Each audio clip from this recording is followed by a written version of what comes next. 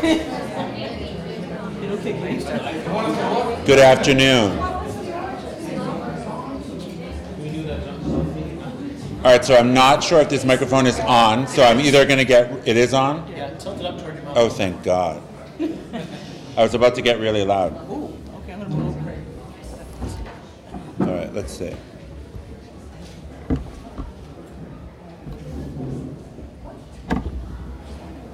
So I have experience with these, so we're not going to use this stand. First of all, I'd like to welcome you all here to the Art Museum. The Fitchburg Art Museum has been a huge support in putting this exhibit together.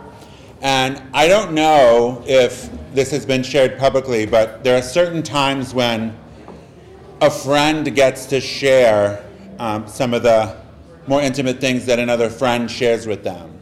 So today, before I get started with the formalities, I want to welcome you to A Dream Come True. Woo!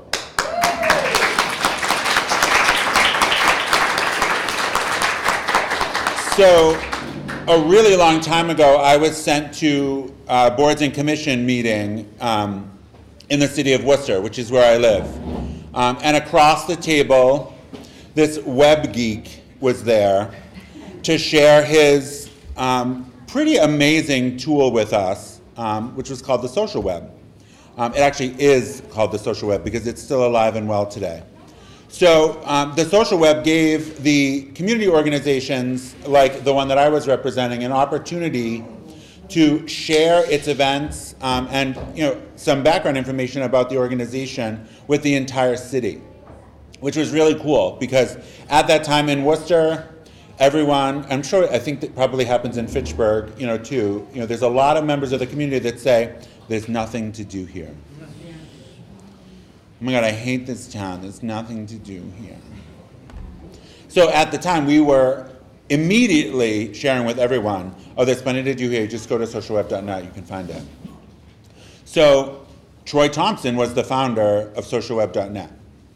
Then, later, I get an invitation from Troy to learn about the No Evil Project. And he's going to share the philosophy and some of the finer details about the project with you, so I won't steal his thunder there.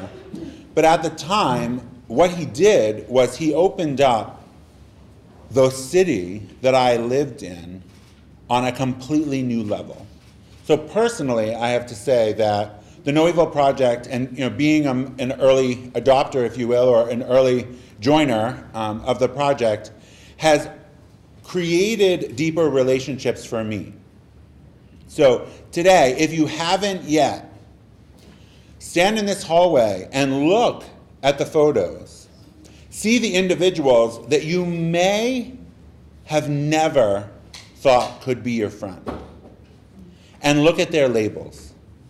Read their good deed. It's not homework, it's an invitation for you. And the reason why I'm inviting you to do that is for the same reason why I brag about the great restaurants that I go to, or the awesome new jeans that I bought this week. We'll talk about that later. Because what's happened for me being a part of the No Evil Project is that I have new and amazing relationships with really cool people. And there are people that have, for me, broken apart some of the stories that I heard from the adults that were trying to protect me in the past. Some of those stories like, we don't talk to those people, or stay away from that one, or whatever. And really, I am an advocate, a foodie, and singer.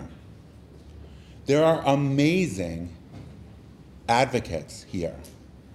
There are singers in this room that are better than me.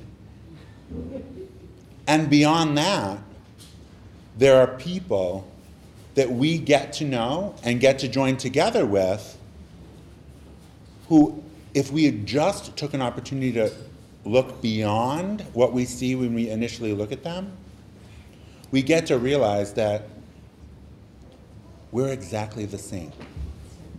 Exactly the same. So I got to meet someone who not only is the same height as me, just as handsome as me, but also does exactly the same good deed I do today. So be sure to see all the other same people in your community. So that's my invitation to you. Before we get going with our program today, there are some important logistics that I have been given the privilege of taking care of. First of all, this exhibit and your participation took a significant amount of work. This event today took also a significant amount of work. And on behalf of the Board of Directors of the No Evil Project, I am here to thank many of you individually. But before I do that, as president of the board, I absolutely am able to execute nothing without my team. So I would like to start by thanking my board. So if the board members of the No Evil Project could stand, please, if you're not already standing. Heather Kurtz, Allie Kane, Tamisha Thompson. We have a non-voting member of our board, Naomi Thompson. She handles snacks and tea at our meeting. And the creator of our project, as many of you have already met, Troy Thompson. Woo! Thank you very much.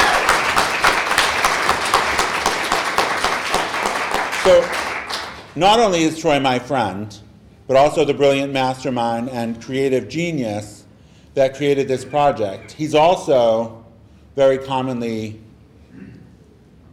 the laborer who puts up our project. So if you were looking at these banners and seeing how perfectly they are hung and how symmetrical they are and all of that, that also is his brilliant work. So Troy, thank you very much. That's right, you did have a team this time. Yes, that's awesome. So thank you. Thank you very much. So gratitude for today. For our refreshments, Lawrence from the Mill City Pub, our city councilor, Sam Squalia, thank you. For their donations to the silent auction, oh, I have a very important PSA here. Your bids must be submitted by 4:30. I'm presently in a bidding war, so if you see me dashing at the table, that is why. Allie Kane, who's a member of our board, will be announcing the winners at the close of this program. So please feel free to stand up. We do not consider it to be out of the rules of etiquette. If you are getting up from your table during the panel discussion to cast vote, add bids to the silent auction. You do have my permission for that. Or, thank you. That's the next item on my list. So if you find the urgent need to have an amazing Neville lapel pin or a t-shirt. I have many in my wardrobe. If you don't have many in your wardrobe, today's your day. There are 4 options, so please pick those up too. So for our donations to the silent auction, so when are we going to get our bids in? By 4:30? Yeah, awesome. So Old Sturbridge Village, the Sturbridge Coffee House, Tower Hill the Tower Hill Botanic Garden, and I believe the CEO of Tower Hill is here. Is that correct? Thank you and welcome. We appreciate your support. So, how many in the room have been to Tower Hill? Okay. So clearly we're all friends on Facebook because my Facebook feed has been the Tower Hill Festival of Lights all weekend long. Amazing, amazing work there. If you have not been to the Tower Hill, please go. Jeremy and Audrey from Curious Escape Rooms, Scott from River Styx Brewing, and Tamisha Thompson, our board member, who is presently knitting, I believe, something for our next event, which I love. Our corporate sponsors for the exhibit, Rollstone Bank and Trust and the Great Wolf Lodge. Let's have a big round of applause for them. So if you are a consumer of either of those businesses, please thank them for their support to us. And if you are not, now is your reason to do business with them. So thank you very much. So at the Art Museum, We have two angels who have undoubtedly made working with this museum and really, all of our organizations at, a much higher bar. So I have the privilege of working with Troy and some of the background work that is put together, is contributed or invested to put together an event like this. And working with the museum has been a dream. So Jesse and Barbara, thank you. Thank you very much. And now, I would like to take a few moments to talk about our guest of honor. So our guest of honor, if you aren't already aware, is you. Whoever you are here present in this room. Whoever you are who wasn't able to be here today, but is part of our project and part of this exhibit. To be part of the No Evil Project is to admit that you do good. This world is where it is today because of the people that do good. And particularly with the No Evil Project, we see no evil, we hear no evil, and we speak no evil. And the ways that we do that show up every single minute of every single day in all shapes, sizes, colors, walks, and not. But together, if you didn't know this already, together, we make a difference in our world. Thank you. It is an absolute joy in my life and for all of the people around me that I have the privilege to work with you in this project. This project is not what it is because of a single person. It is what it is, and it is as powerful as it is because of your participation. So whether it was me, myself, who enrolled you to be a part of the project, or it was you that absolutely knew that you had to be a part of this project, or any of the other variety of ways of participating in between, personally, on behalf of all of the people that walk this planet, I say thank you to you. And I would love for another round of applause for you.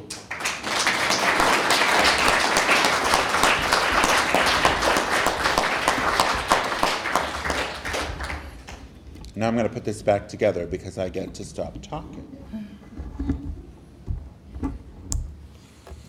Let's make sure that I've completed all of my assignments here. Fantastic.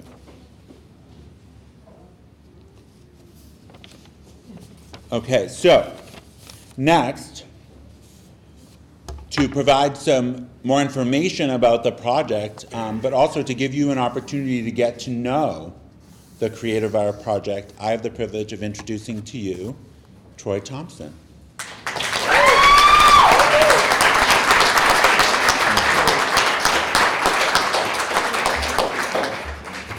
Thank you. First of all, I got some housekeeping to do. Excellent, thank you. Wow, this is incredible. Thank you so much for coming today. I've been doing this since 2011, and this is going to be our 15th exhibit, but it's the first time we've had an exhibit at an art museum, and it's a whole new ballgame. Thank you for the art museum for having us and believing in us and letting us stay up for 2 months because it took a lot of time to photograph everyone. We had 10 photo shoots throughout Fitchburg to try to get a wide variety of people, from the First Parish Church to the Fitchburg Public Library to the My Care Initiative to the Ahmadiyya Muslim community, the fire department, police department, City Hall, the Ark, and lots at the museum itself. And we were really trying to get a wide variety of people represented. We were trying to shoot everyone in Fitchburg, and we didn't quite get that. We missed a few people, but there's only so much time and so much wall space we have. So we settled on 424. But the one thing that all these people have is that they live, work, or play in Fitchburg. And so no matter how different these people look like or do or have the labels, they have things in common.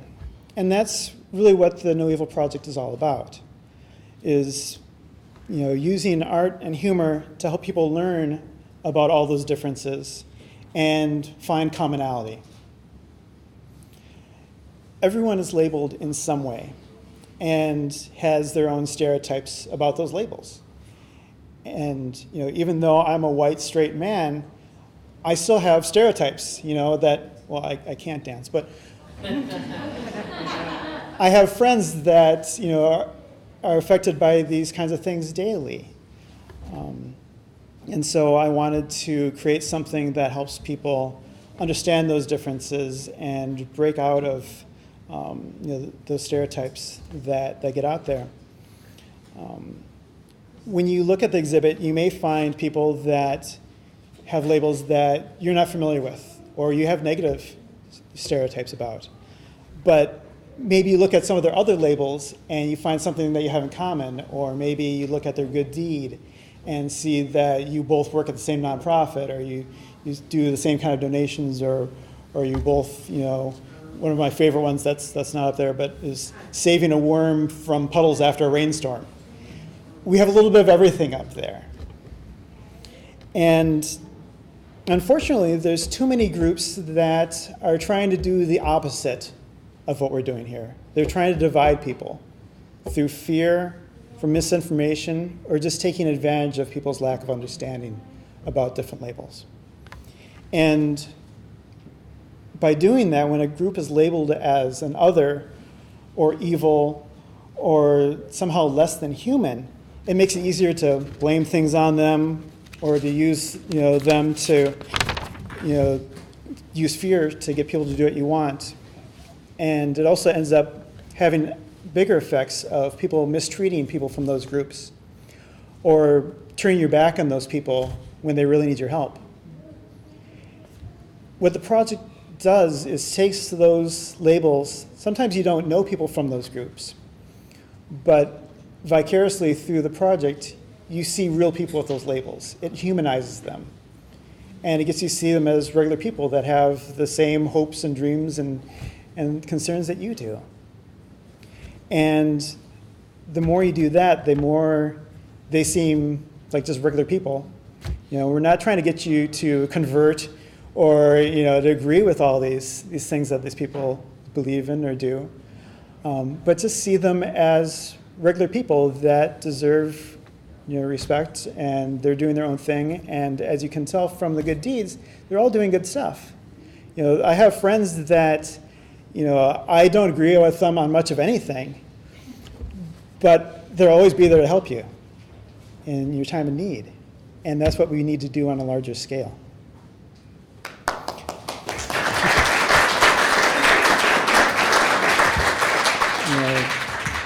But the way you do that is learn about those differences and talk to those people. And that's really difficult. It can be uncomfortable, and you can be afraid of offending someone because you don't know those things.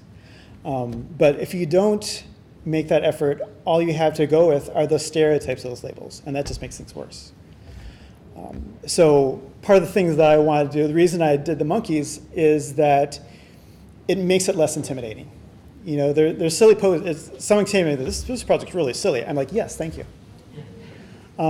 It is, and that's on purpose. You can't be afraid of someone that's doing these kinds of faces, and having all that kind of stuff.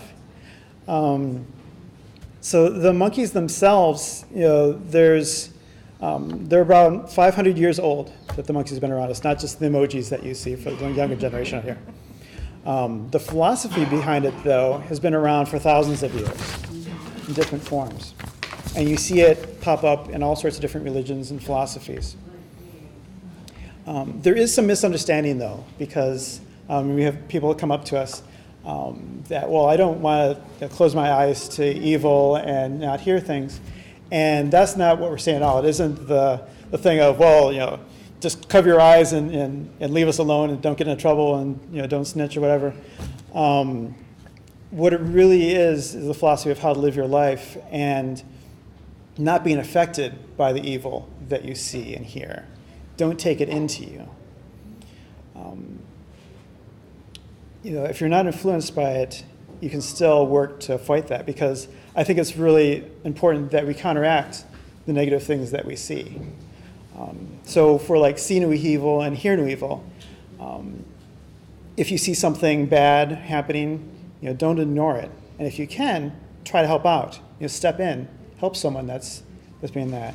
If you hear that someone's being picked on because they're different, be there for them. It's not easy, but it's the right thing to do. And then we have speak no evil. And speak no evil is a little different. And it's tough because, especially when you're in a group of people and they're doing something and you don't really feel that it's the right thing to do, but you're kind of part of the crowd. And it's hard not to follow along and call them and speak the evil too. Or especially with social media, it's really easy that maybe you see something that seems really funny at first, but then you realize that it's funny at the expense of others. And, resist the urge to forward that on and spread that. Or you read something about a group that you don't know much about, and, from what this thing on Facebook says, they sound like horrible people.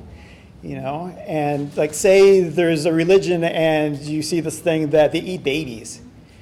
And for sake of argument, let's say we just use a religion that we see on TV a lot, like Yankees fans. So let's say you see the thing that Yankees fans eat babies. It's not true. So say you see this thing saying that Yankees fans eat babies. So maybe, before you just forward So before you forward it on, maybe you do some research. Maybe you look up on some reputable sources. Like my daughter says, don't go to bobsfacts.com. Find something that actually knows something about that. And but always, if you forward it on without thinking about it, even if it's with good intention, you're spreading that hate, and that's what we want to try to avoid. So that's my challenge to you. Don't get caught up in the evil you may see and hear, and definitely don't speak and repeat it. See the good in people. Hear the people with different backgrounds and experiences they say. So even if you don't agree with them, you can at least relate to them and know where they're coming from and challenge those stereotypes. Speak up to people in need, no matter where they're born, how much money they have, what they believe that inspires them to do good, no matter their gender or sexuality, how much melanin is in their skin, no matter their mental or physical conditions, or even what sports team they root for or what kind of cell phone they have. Think of what we could accomplish if instead of being divided by our differences, that we could use that variety of backgrounds and experiences to our advantage and use that to solve the problems that we face. Together, let's see what we can do. Thank you.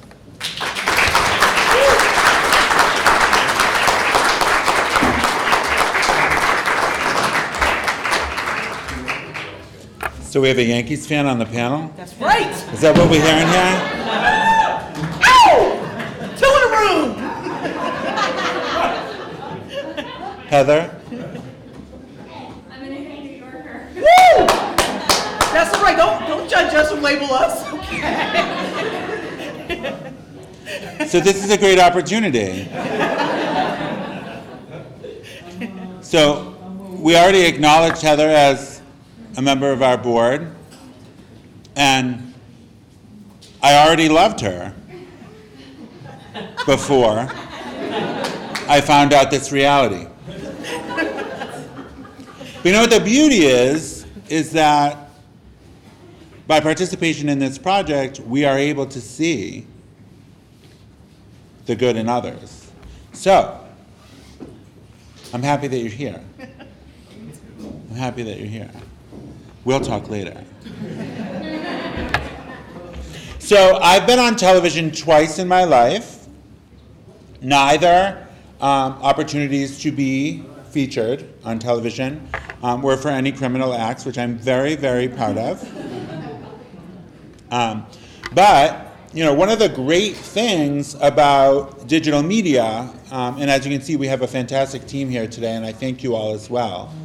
One of the great things about digital media is that we get to not only see and hear, but also experience the physicality of a person as well.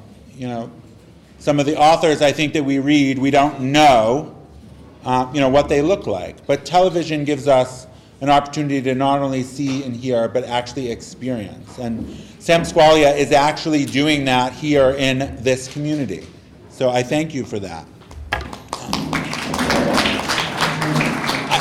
I'm also grateful for her show, because since I was on it, now I watch the episodes, which is great. So I have the privilege of introducing to you the moderator for our panel discussion, who will then introduce our panelists today, Sam Squalia.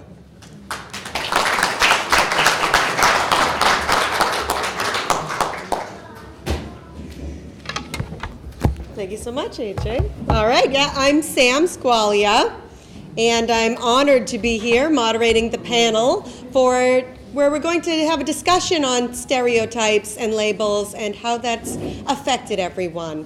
And so before I introduce the panel, or I have them introduce themselves actually, I'd just like to say that I'm just going to spark some constructive dialogue, some discussion, and our panelists are going to take the lead. But I want everyone in the room, if you have a story to tell, or something that you'd like to say about stereotypes and labeling or whatever we're discussing, feel free to stand up and make yourself noticed, and we'd love to hear what you have to say. You can come up to this podium as well, okay?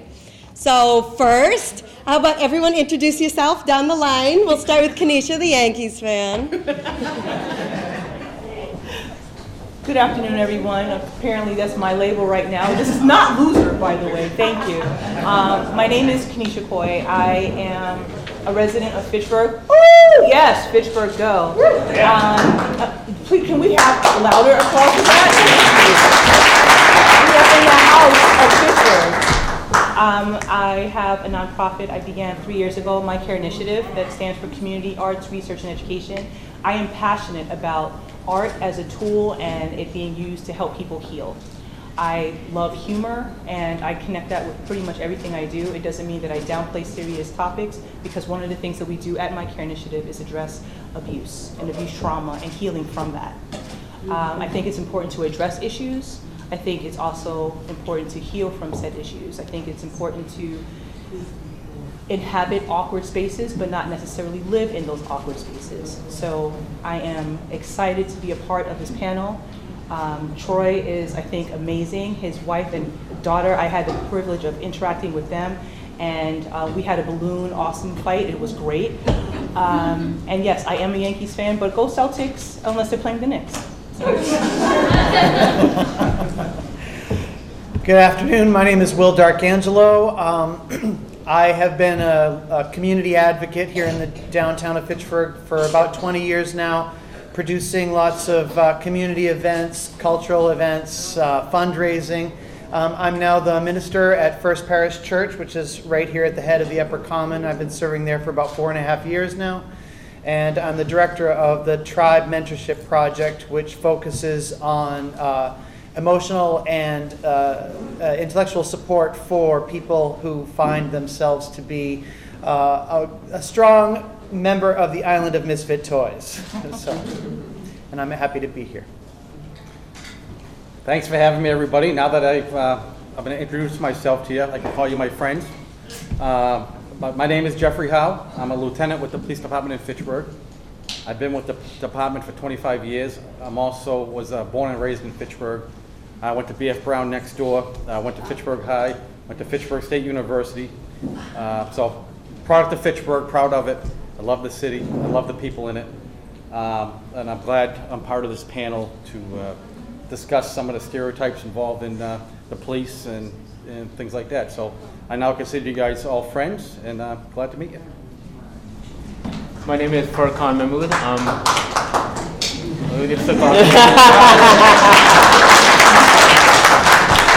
name is Furkan Mahmood. I'm part of the MDM Muslim community here in Fitchburg. I was actually born in Fitchburg too. I went to BS Brown too. I went to Fitchburg State College, now it's university, South Street, all the school systems. So I've been in Fitchburg and I love Fitchburg. I know there's a lot of people that come and say, oh, Fitchburg, you live in Fitchburg? So I thank Troy for having me, and thank you for Troy for coming to our MDM Muslim Community Center, and he actually took pictures there. So we're trying to do the same thing. We're trying to open up, which we can talk about later on. So I just, I love the city and I want to do more for it in the future.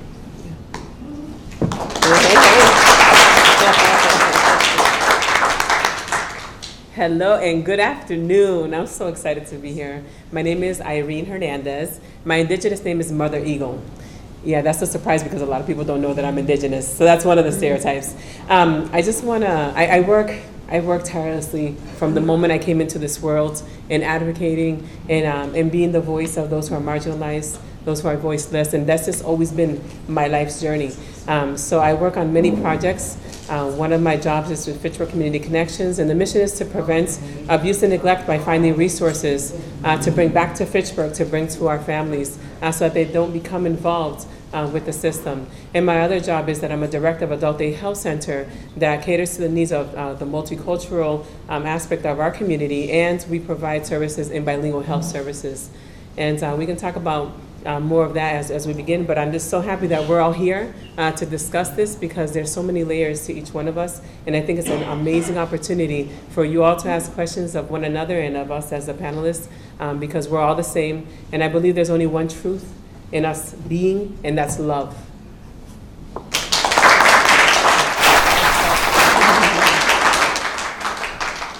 So I'm Mary Hafey. I have the distinction not of living in Fitchburg, but I sure love working and playing in Fitchburg. I am the president and CEO of the Arc of Opportunity.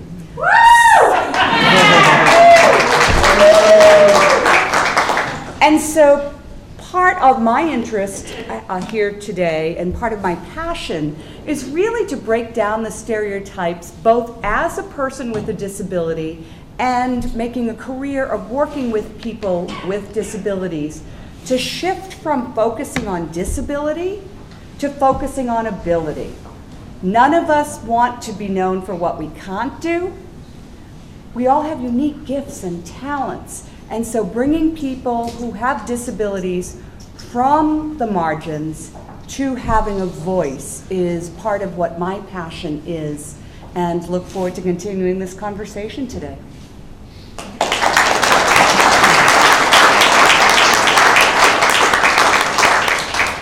All right, so I want to kick off the discussion with first a kind of question on the word stereotype. Right now, the word when you hear the word stereotype, to some people it might mean something very benign, but to other people they might take very strong offense or strong emotions might come up when you hear stereotype. So I'll start with you, Kanisha. What do you think of when you hear the word stereotypes? I think if I initially hear stereotype, it could be something that is actually positive or negative. I personally am one to actually try and listen to what a person is saying and how they're saying it before I put that set of judgment in. So let's take black person, because when you look at me, oh my gosh, I am a brown colored person. You are? I know. So that has, I think, positive stereotypes, but it definitely has negative stereotypes. Living in Fitchburg is more of a rural, it's the most rural I've ever lived in any place, in all my places that I've lived. And I will still be in rooms where I will be the only brown skinned person there. And I get questions like, well, why are you here? Like, well, why are you here? Well, black people don't live in Fitchburg. I'm like, apparently we do. That's stereotype. But, oh, you speak so well. Well, I don't know what to do with that. Does it mean that black people can't be articulate? Can we or can't we? Well, for some, that is a stereotype. For me, I try to look and live around those and use my life as a point of education in that you're bringing this to the table, and if we're willing to have this conversation about this stereotype, how can this be the most positive experience before we leave each other? So I don't know if that answers, but. Will, what about you? The Well, word stereotype. Stereotype is interesting because, to type someone, to sort of categorize them, to fit them in a slot. I mean, it's natural to humans to want to fit people into categories so that we can kind of understand them. But it's like the difference between eating food and having a food addiction. We can't switch to like a moderate use sometimes of these types of things that we really need to. But what I find interesting about that word stereotype is that stereo means it's coming at you from both sides. Yeah. And when people are coming at you from both sides with a categorization that doesn't suit you or sort of manages to communicate a negative idea, the way to sort of get around that is to be one of those voices coming at you from the side that says something different, so it no longer is in stereo. Yes.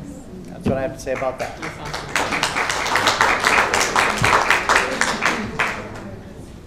Stereotypes. What's it mean to me as a person, as a police officer? Well, Does it have different meanings for you as a person or as a police officer? let me explain.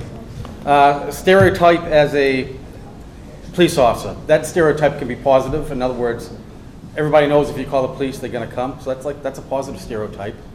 But sometimes someone might see a police officer and say, automatic, because of something that might happen down on the West Coast. They might say all police officers act a certain way, do a certain thing. And that's the farthest thing from the truth. As a police officer, we're trained from experience. We go to something, we see people at their worst. We see a lot of sad things, a lot of bad things. We see a lot of happy things too. But we're trained when we go to a call or see something, we look at the whole situation. We don't just look at the person or how the person might live. Everyone has special needs and special circumstances, and where we try to look at the whole picture to solve problems and figure things out. We work hard not to stereotype, because you can't in this profession. I think everybody stereotypes at times. That's just a matter of life. But doing events like this, we can try to overcome it. And we've come a long way in society. We have work to do still, but we're on the right path. And I'm glad I'm part of it. I'm glad I'm talking about it.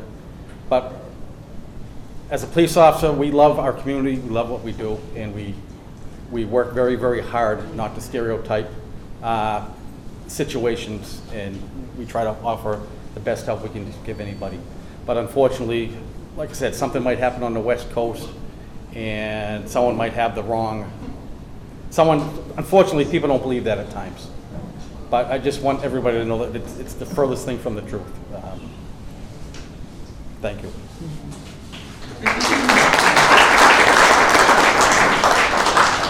Stereotyping is almost like a label. Actually, I was just looking on the other day on Facebook. They had a picture of Archie Bunker and Jefferson standing together and said, "We can't do this in this age now." So it's true. People are very, very, very, how would you call it? They're scared, and they say anything you say will change anything. I'll give you an example. This lady, I know her, Heidi Dietrich, her name is, a very nice person. And I helped her with groceries here and there. And the thing she said to me afterwards, she was like, "I didn't know Muslims could help Christians." So I'm like, okay.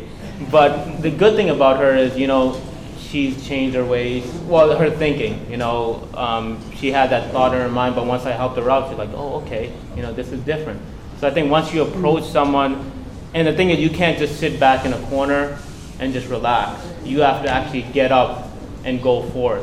That's something we're doing as a Muslim community. I invite everybody. We do Coffee, Cake, and True Islam every week at 6 p.m. We've been doing it for a couple of years.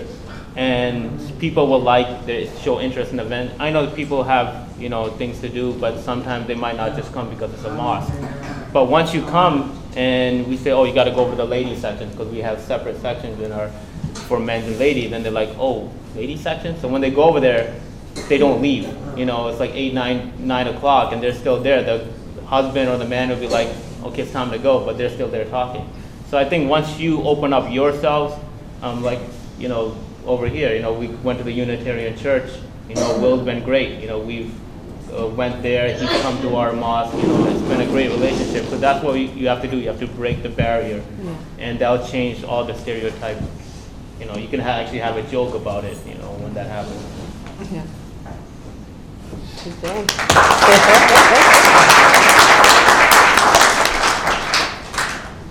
Yes, so when I think of stereotype, I think immediate judgment. I think propaganda. I think about the 500 years of subjugation and oppression of people of color. And then, you know, it goes on for thousands of years because it's always happened to this group or that group. But I think it's been more prominent for us now because we remember those trauma echoes of our ancestors, and we suffer. And I think being a person of color in this country has been so challenging. And so for stereotypes, I find myself all the time trying to prove that I don't have a machete in my back pocket, right? Because I think Latinos always have knives and machetes, right?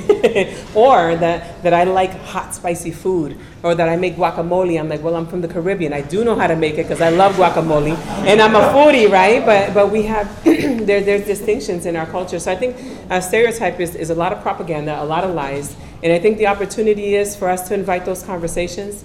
And we don't have to respond in anger. We don't have to respond in resistance. We don't have to respond in any other way but in love, because a lot of the times people don't know what they don't know. They've been indoctrinated in the same ways that we have within that system of subjugation and oppression. So that's what I think about when we talk about stereotypes.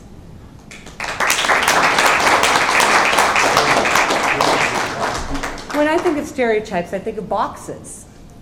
Penning somebody into a box and making assumptions about them, and not looking at that person as a person with some curiosity.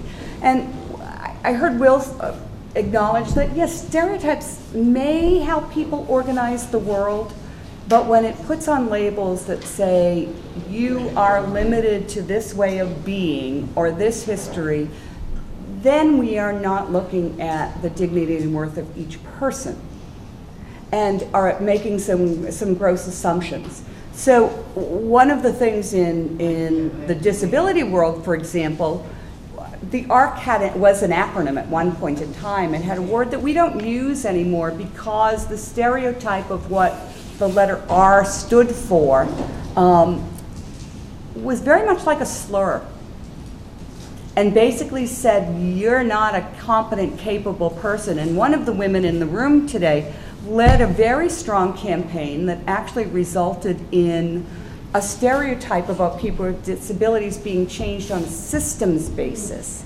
The only thing that R should refer to when you talk about the ARC is respect, not the old word that used to be. And I'm looking at Barbara, who was quite a leader in the campaign that resulted in changing language in Massachusetts general law and the Federal Registry.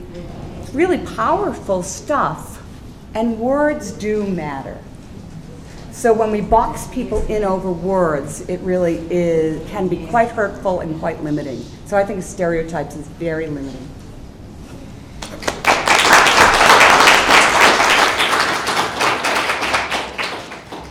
So all our panel members are all upstanding members of our community. They're all amazing people. I know them all. And even at that, they all, I am sure, have been subjected to feelings, negative feelings of stereotyping, right? Everyone has. And so my next question really is open to the entire panel. You don't have to go down the line, but if you feel like talking, the question is, how have you personally been affected by being stereotyped? You. I can lead that one off. I'm married. I have a wonderful wife. I married about 3 years ago. Thank you. I actually met her online because it's hard meeting people as a police officer when you're out and about in the community and whatnot.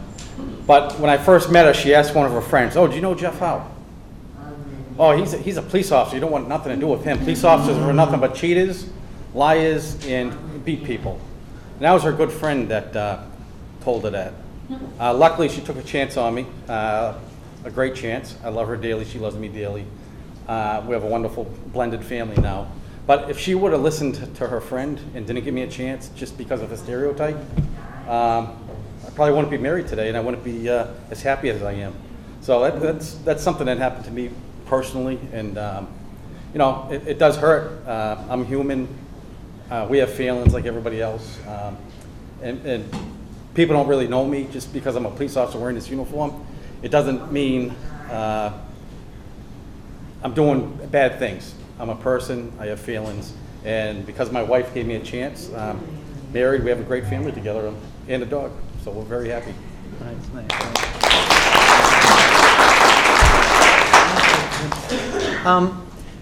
So I went to school here in Fitchburg, and I went to Hosmer Elementary on South Street, and I went to Memorial, and I went to Fitchburg High School.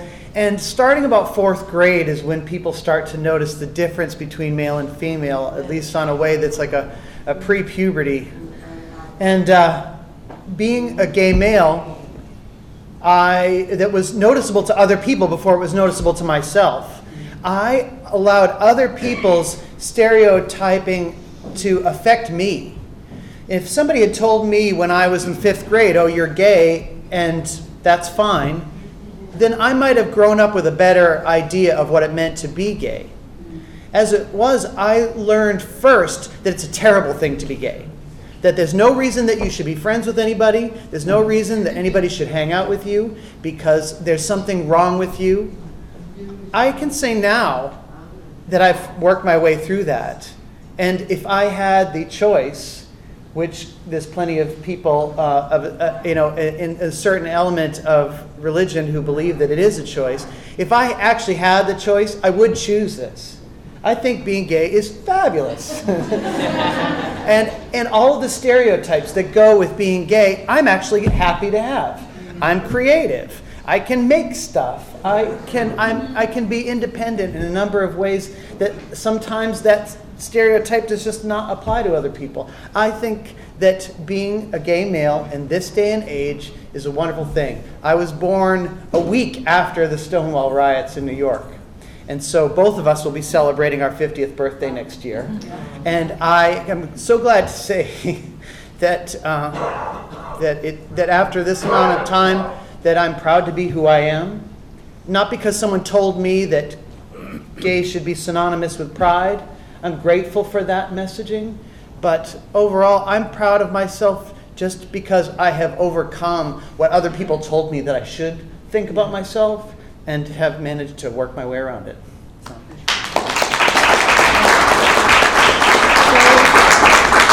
I'm going to pick up where wonderful Will has left because you said something that I've been thinking, but I was nervous about mentioning. I do think that stereotypes, there can be some positive things that can result from a stereotype. I don't think that they are innately an evil thing. I think it's how the person's intention is and what you're going to do with it. And taking from what you just said is going to now dive into my story. Living here in Fitchburg, I'm going to use a negative word, and we're just going to hopefully have to deal and live with it. We're all familiar with the N-word, and I don't mean nice. I've been called that more times living in Fitchburg than I have in living in the South. And I've lived in the South. But the thing is, it has impacted me in interesting ways in that when I'll tell you one particular story. I was walking into a pretty well-known building, and I was the only person in the lobby. And a couple of people in here might know this. There was a woman who looked out and said to her coworker, "There's just too much color in here." And then under her breath, but still loudly, freaking N-I, boo, boo, boo, boo.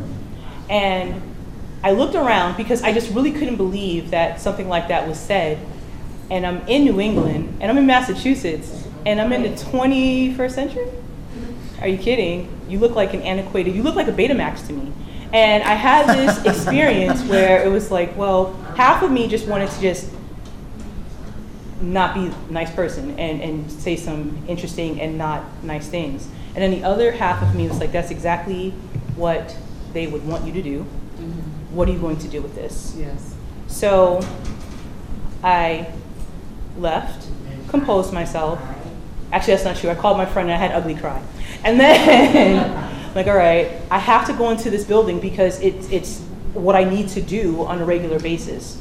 So I decided to employ something called killing somebody with kindness. And this is 4 years ago. And I promise you, every time I go into this person's space, oh my goodness, it's so great to see you. I'm like, oh. But that's not what you said when you first saw me. So I have used that as kind of like a cornerstone in my life to look at when people are coming at you with negativity, because we're all broken in some way, let's just be honest. Some people tend to live in their damage, and other people tend to try to fuse it and try to make positive out of whatever has happened to them.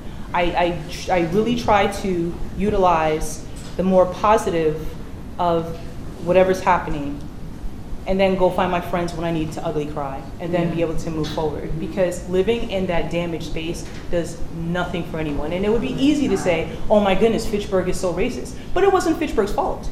That's right. And quite frankly, when I had certain conversations with this individual, I found out certain things that happened to her as a result of her looking at my skin and thinking that I was like these people that hurt her.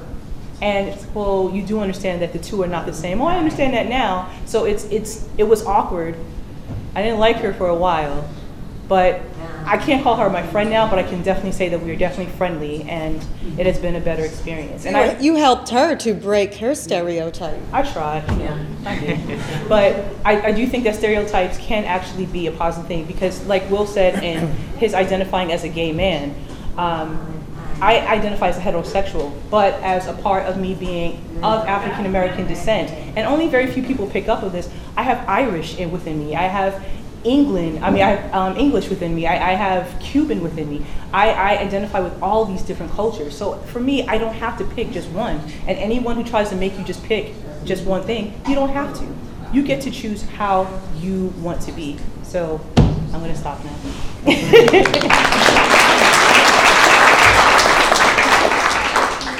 Anyone else at the table? Sure. So I think the stereotypes in my journey, they have really pushed me higher. Yes. I think that because everywhere that I went from the beginning of time I can remember, that teachers would be like, oh, wow, you know those words? Because I loved literature, I loved reading, and I loved vocabulary words, my favorite, right? Loved looking up vocabulary words. My dictionary was my best friend. And I just remember that as being the process. And then every job that I had to prove myself. Mm-hmm. And every job that I had to bring in documentation and do research and prove it, and prove it, and prove it, and prove it. So it's really helped me it's benefited me because I'm always ready. However, it's sad because people doubt you all the time. So one specific situation, I was at a hospital meeting in one of the hospitals in the area. There was about 60-something people there, and we were talking about a platform that we created at the Massachusetts Public Health Advisory Council about race, about internalized racism, about what does that mean. And then we went into the historical part of our country. And so I remember this, there was 3 people that stayed back to talk to me about that because I brought them all the information. And one man said to me, no, Irene, now, that stuff that you were talking about, where did you find that at? And so I said, well, let me help you. In 1790, our government said that your whiteness makes you a naturalized citizen. Right. But don't go by what I say. The same research that I've done, you can do. But as a matter of fact, I'm going to help you. Because in my pocket right here, I have all this documentation that I brought with me, because I know that many times it is hard to hear information from a person of color that is actually correct. Because there's always a suspicion when we bring information that there's something maybe that's not completely true, or that maybe it's coming from a place of, oh, they're just so passive, they're just so feisty, their energy, and they're aggressive. No, we come with documentation because we know that a lot of times we have to prove ourselves and prove that we do think, and to disprove that journal that came out in the late 1800s that said that people of color's brains are smaller. And that they needed the Caucasian to help them in life because they needed the help. And so, we have to continue to disprove these things because they happen all the time. People think that it's okay to say, oh, there goes the Sevilla Vergara. And I'm like, okay, don't say that I'm a bimbo. I mean, in real life, she's amazing. She's a crazy, amazing businesswoman. But what she sells is not what I want to be, what I want to be aligned with in this life.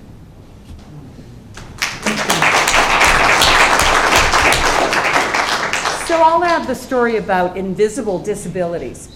If I pull the very powerful hearing aids out of my ears, it's going to be a really silent room. And I do a little looking this way to make sure I can see you so I can hear you. And when people, do you know how many people talk to like this? And I would forever be saying, can I see your mouth so I can hear you? And when you need to do that, you actually get some real pushback around, what do you mean you can't? And you have to explain yourself, which I don't believe any of us should have to do. It's reasonable to say, hey, Irene, do you mind if we sit so I can see you? Because I can hear you better, and it's really important to me to hear what you're saying. And allowing for the fact, so the pushback I often will get is, wow, you speak really well. You pronounce your words well. Yeah. I do. My mother worked really hard with us around, because it's a genetic significant deafness. And so I find myself going back to the question around stereotypes of what people assume about somebody. Am I being obnoxious because I'm saying, hey, Irene, can we look at each other so I can hear you? Or is it something that I need to justify why I'm saying, would you mind moving your hand from your mouth so I can hear? I'm picking on you a moment there, because we all do that very easily. But do we have to justify to each other, or can we relate as people simply to say, I really care about what you're saying, and it's going to be much easier if I can see you? So I think the invisible disability sometimes creates another stereotype. Yeah.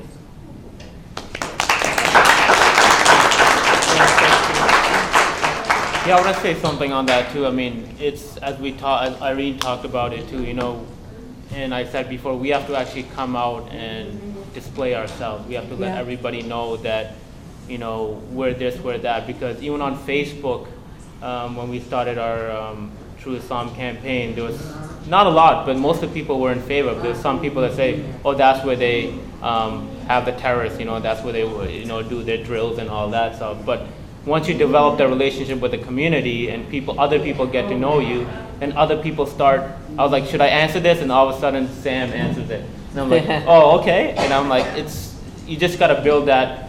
There's actually a motto where a third successor of a community said, love for all, hatred for none. And every year when we do our parade, we march with that banner, love for all, hatred for none. And it's carried out throughout the whole world. And that's how we express ourselves. Even when people come to us and say, oh, Muslims kill other people, we reply to them. We say that, ISIS has killed more Muslims than any other people.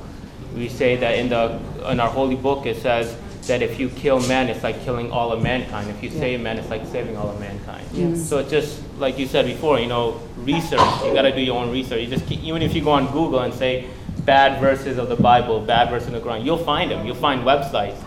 But if you open up the actual book, they're not really there. Yeah. So you just have to look yourself, do your own research. But at the same time, like I said before, you can't just sit back and relax. You gotta come out to the community and invite them at least. Proactive. Yeah, exactly. When you just said what you said, I just wanted to say something really quickly. Thank you for saying that. It was really powerful. I think, and I don't even know if Troy really understands the magnitude of how important his work is, and really what all of our presence here, it represents being able to do something and not sitting back and allowing people to take over within their negative sphere. it doesn't have to be that all of us have to walk around with a sign and a campaign like, oh, in that way. But we are that protest. We are that embodiment of change. So it's either we are going to do something or we're just going to allow the negativity to overshadow us. And when you were speaking, I thought of actually you, Lieutenant Howe. With my nonprofit, for 2 years, we brought National Night Out to Fitchburg because in my opinion, it was an important initiative. I got a lot of emails about how is it possible that you are a black person working with the police? I love Lieutenant Howe. Are you kidding me? He is so funny. He gives great hugs. And he and I and our chief Ernie, we have had some great conversations about ethnicity and just sometimes they've been difficult, but one thing I know from him is that he's willing to not only have those conversations, but to address those issues. Troy's art displays, I mean, they give us an opportunity to be able to interact with one another, but also combat some of the negativity that's going to inevitably touch us when we leave this room. Yeah. So, like what Dr. Martin Luther King said, he said a lot of prolific things. I'm paraphrasing here. It's not necessarily the words from our enemies that's going to resonate or stay with us. It's going to be the silence of our friends. What are our friends, what are our neighbors going to do? What are we going to do?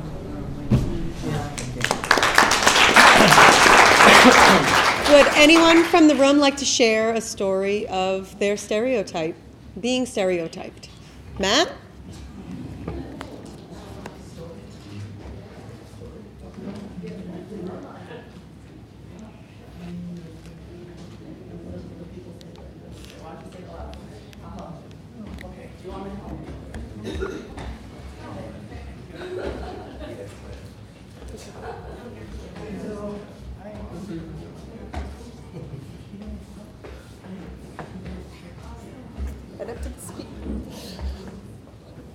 Hi.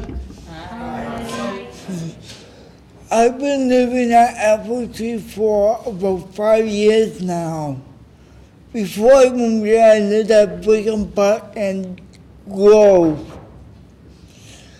Amanda and Stacia are so nice to me. They help us with our goals, and they cook for us, they go for rides with us. I play with Zach on the Wii, and I have an iPad at home and program. It keeps me busy, and I love watching TV with my friends.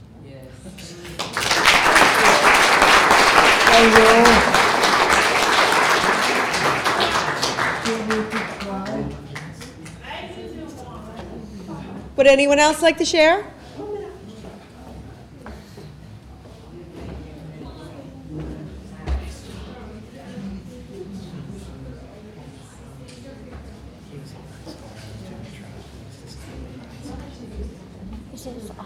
Yeah. Hey everybody. Hi, I was in foster care for a long time and I was on TV on James Williams' child and I got adopted this quick. I was on TV and I had a lot of special needs stuff and I got help.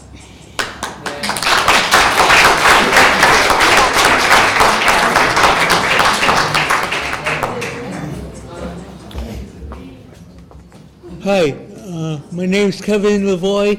I became an Eagle Scout a long time ago. I'm the highest rank in the Boy Scout. Thank you for all your support, and happy holidays, and you guys have a great night.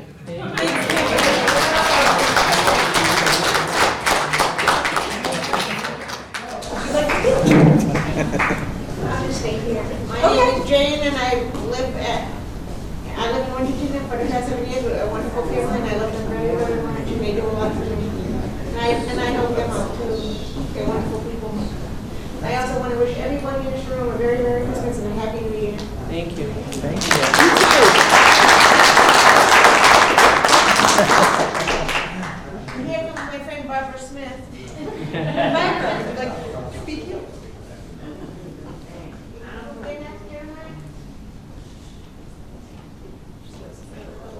Hi, my name is Barbara Smith, and I live with a family that love me and cares for me. Just because I have a disability doesn't mean I can't do everything. That's true.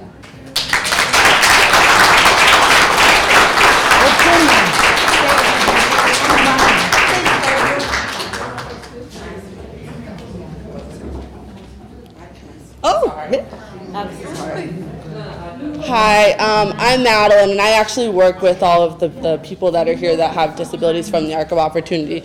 And having worked in this field, you gain a great deal of respect for the amount of stereotypes that you see that are around that population. I mean, I have my own, but it comes a lot with the field. And to see them get up here in front of a group of people and to be able to talk about their story and where they're at right now means a lot to me. Because of the fact that they're learning these everyday skills from the families and the ARC and the workers that we have there. So on behalf of us at the ARC, thank you guys for listening to our story. And we're going to actually head out, so sorry for it being so loud.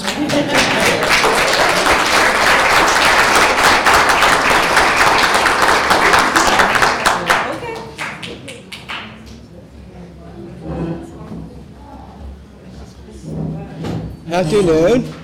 I used to Maya Breaks, and I live in Shoreham, Mass.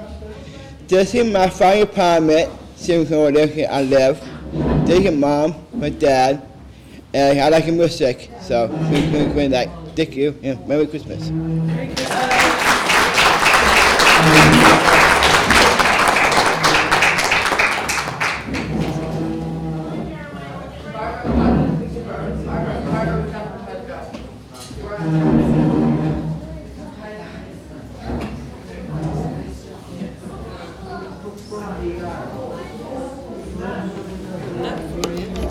I was just going to take it. Okay. AJ and I have the same problem here. There we go. Are we on? I think you turned it off. Oh, there we go. Okay. So a couple years ago when I was still single, someone messaged me who was a vegan, and I was talking to my friend Colin about this. I said, I'm really apprehensive about it because every vegan I've met has been a selfish misanthrope. And what Colin said to me, he said, you should give her a try, because I didn't know this 2 years before. When I got to know Colin, I was the first political conservative he ever knew in a positive light. So I was bringing this own prejudice into it, and he told me a story about myself, and that made me reassess the situation. The date was horrible, by the way, but nothing to do with the veganism.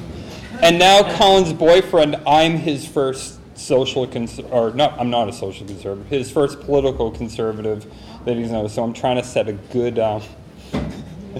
be on my best behavior to set a good example.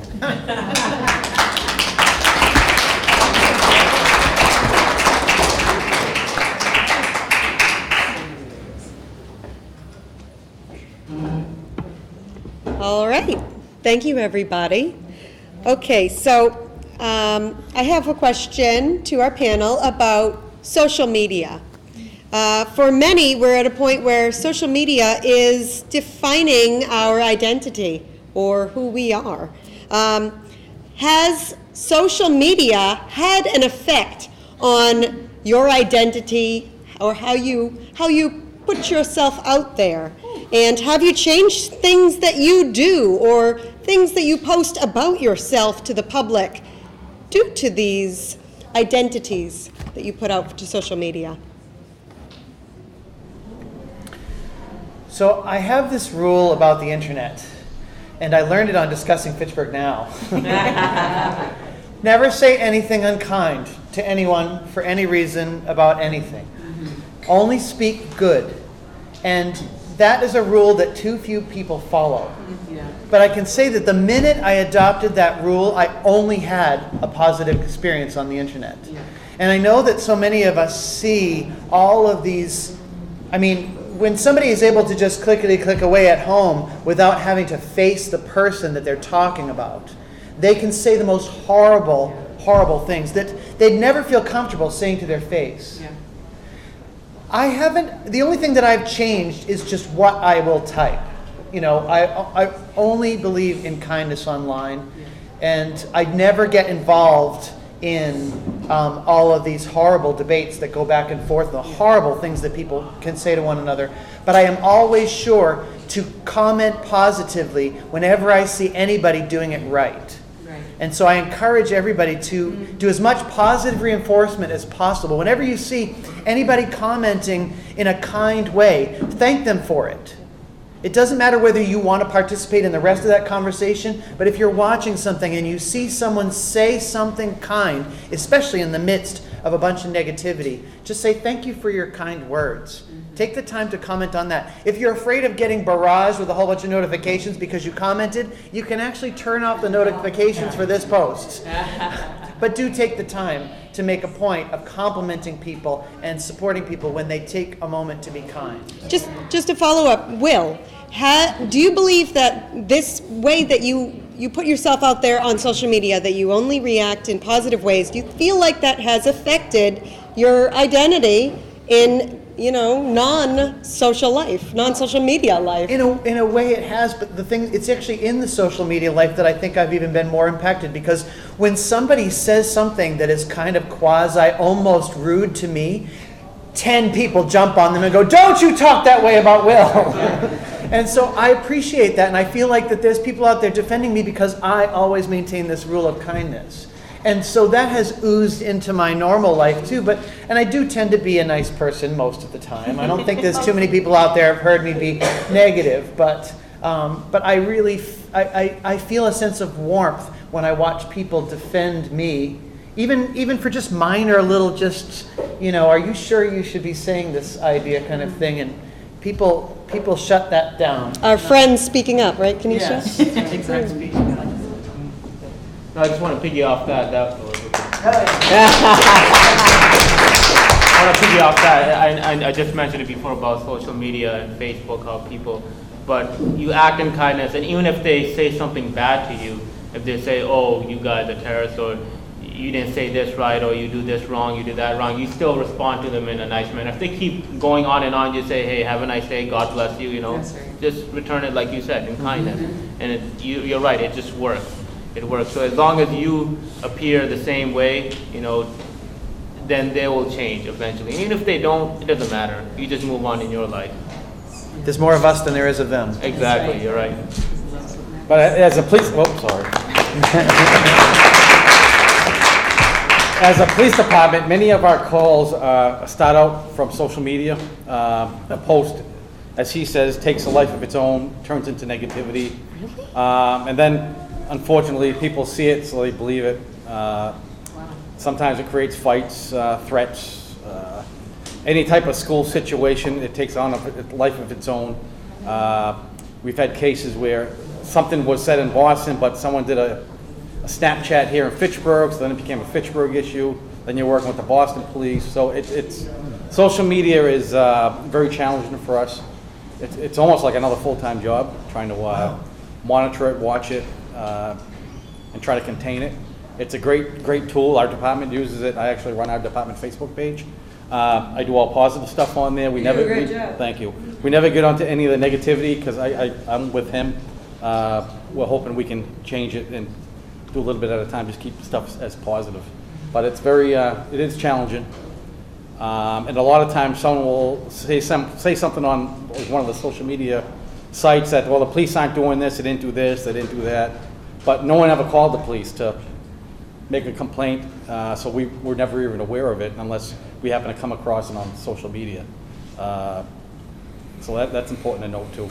But yeah, social media is very challenging for us. And from when I started out back in 1994, there was no social media, no internet. It was totally different. Yeah. There was more interaction one-on-one.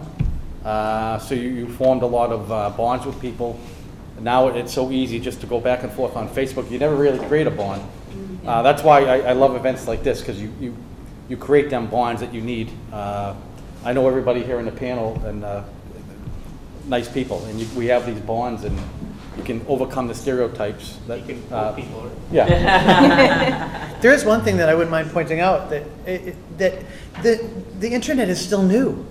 We're still figuring this out. I mean, there's a learning curve to this here, and I'm fascinated to see when we make these choices to sort of spread kindness rather than difficulty, that's going to establish the platform for how we develop the etiquette that is bound to follow, that is bound to develop as we have any new technology. I mean, you know, cell phones, all of these technologies, we're still learning how to be polite around one another while using these things. So we have to cut ourselves a little bit of slack. Yeah. There's a huge learning curve that we're in progress here, and including politically correct language. We're the generation who's doing the heavy lifting on changing our words. Eventually, the words that we deem today to be irresponsible language will be the way we look at cigarettes on an airplane.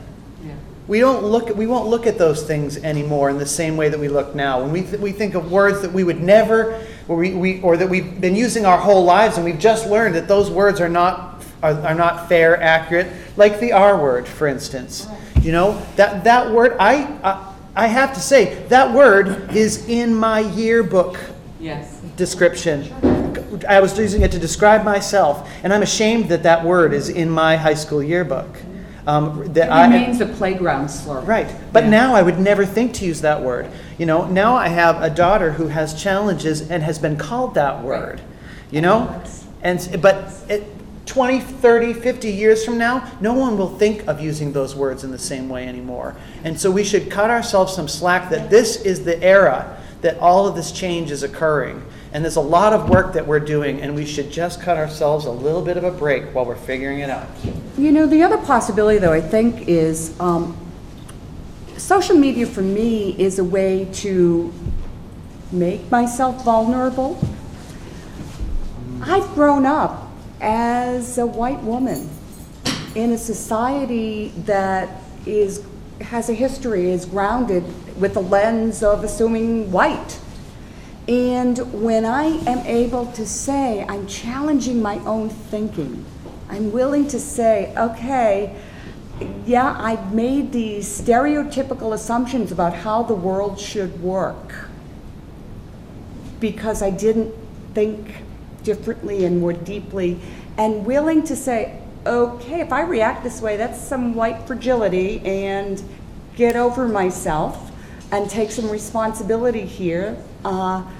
So I think I can put that out being kind, but also being vulnerable, and maybe helping create space that the kind of conversations, that the labels that we're willing to give ourselves in this exhibit allow us to generate conversation, both to make connections, to break stereotypes, and to increase the fact that we share more we have more in common than we are different, if we allow ourselves to be that way, but challenging our own assumptions about how we see the world. That's right.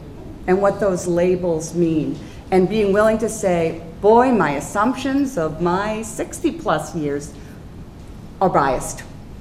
Thank you. Okay, so we have to wrap up this panel, but I'd like to end on, on when you segueing from breaking stereotypes, right? So when we talk about breaking stereotypes, how do we do that? So I would just like to go down the line. We could start with you, Mary, if you'd like, and just better say the question first, Sam. say one way that maybe everyone should change their ways, one action we can take to break stereotypes. I'll actually start. I got a good one. Let's stop calling only little girls bossy.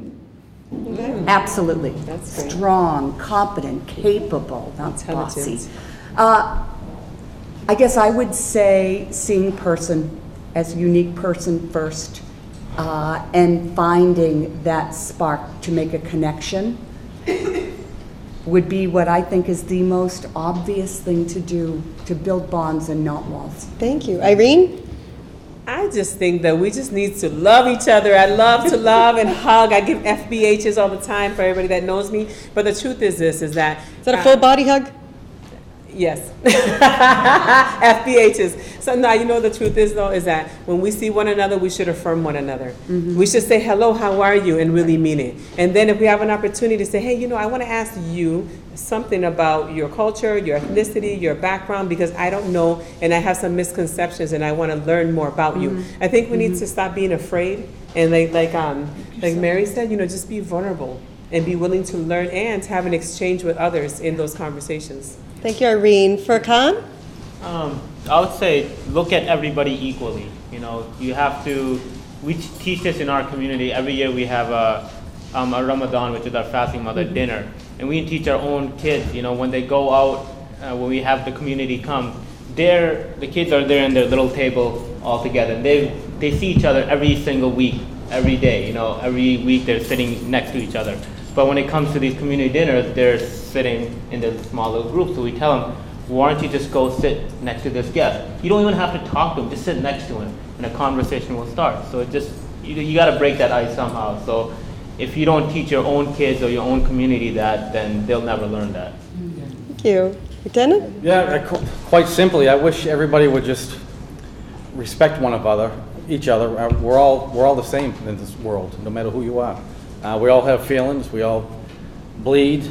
We all cry. We all have sadness. We have happiness. We're all the same. We might speak different languages. We might think a little different, but ultimately we're the same. We're human. From the police part of things, I wish people would see that in us, that we're not just robots out there doing things that people might not like at times. We're people, and we wish people would see us for that. I'm just looking at the little one right here, and what I'm thinking is sometimes what parents do is, let's say the little one's crying or something in the supermarket, and I'm happy to be in there doing something. Well, look at the police officer, they're gonna come arrest you if you don't stop crying. I mean, that puts the stereotype in their heads, like when they're real little, and that's what we want to get away from. And you know, when that does happen, I take the time and I explain, you know, to the parent why you shouldn't do that. Even us, if we're making an arrest or something, and there's children in the house, ultimately we don't want to do it in front of the child, but sometimes it does happen. But we take the time. We want to explain to the child, you know, what's going on, because even though if they're little, we take it for granted they know what's going on. They're very intelligent, even at a young age. But so ultimately, communication, and just as a person, not only a police officer, see us as people and all equals, and things would be a lot better. Thank you. Will, can you share a little quickly? Yep. This is a room of people who are already on the same page regarding the idea that we're all equal, that we all deserve to be seen for more than what someone else might stereotype us for. But even knowing that, we're all still ignorant in many ways, we're all still biased in many ways, and we're all still prejudiced. And there are many ways where that shows up without us even realizing it, because we have grown up with certain things being okay that we haven't yet figured out aren't okay anymore. And so the one rule I tell the kids that I mentor is that never ridicule someone for something over which they have no control. The color of someone's skin is the way they're born. So that means that's off limits. The color of their hair. You don't know, if somebody's overweight, you don't know why. It may have nothing, it may be completely out of their control. The types of choices that they make are sometimes out of their control. But the things that you can't make fun of are things about which people have no control over changing. So that's what I teach. Thank you. All right, so it seems like quick, so I apply everything that everybody said, and I will just ask everyone to consider regarding stereotypes and anything. You might be an angel in somebody's story, but you're also a villain in somebody else's. So consider that. That's the writer in me pushing that up. Thank you. Thanks, everybody. Sam, thank you. Well, ladies and gentlemen, I want to thank you all for your really vibrant participation in our project, and particularly our panel, Sam, the staff here at the museum. Thank you very much.